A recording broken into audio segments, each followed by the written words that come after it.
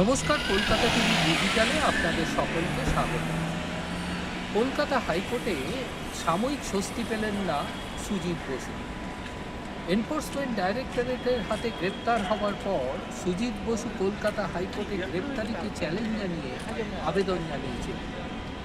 গ্রীষ্মাবকাশকালীন বেঞ্চে সুজিত বসুর আইনজীবী সিদ্ধার্থ গুপ্তার আবেদন ছিল যে শিডিউল অফেন্সে সুজিত বসুর নাম নেই, অর্থাৎ শিডিউল অফেন্সে নাম না থাকা সত্ত্বেও সুজিত বসুকে যেভাবে গ্রেপ্তার করা হয়েছে তা আইনত সিদ্ধ নয়।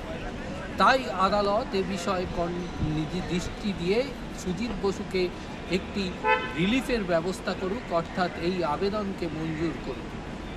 যদিও additional solicitor general SB. Raju তিনি দাবি করেছেন যে সুজিত বসুর বিরুদ্ধে প্রমাণ পেয়েছে এনফোর্সমেন্ট ডাইরেক্টর এবং তার বিরুদ্ধে যে শুধু তার কাছেই প্রমাণ তা নয়, বাইরে এখনও পর্যন্ত বহু প্রমাণ রয়েছে বলে এনফোর্সমেন্ট ডাইরেক্টরেট অনুমান করছে।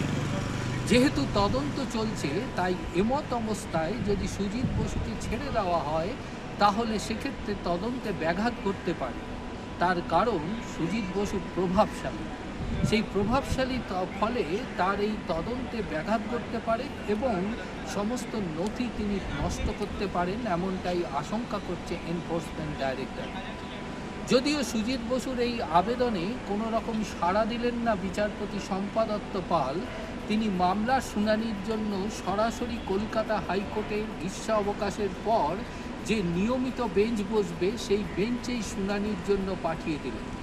মামলার শুনানি হবে কলকাতা হাইকোর্টের গ্রীষ্মাবকাশের পর নিয়মিত বেঞ্চে, এবং সেই বেঞ্চে মামলার শুনানির সময় এনফোর্সমেন্ট ডাইরেক্টরেটকে তাদের তদন্তের অগ্রগতি সংক্রান্ত রিপোর্ট কলকাতা হাইকোর্টে পেশ করতে হবে, এমনটাই নির্দেশ বিচারপতি শম্পা দত্ত পাল।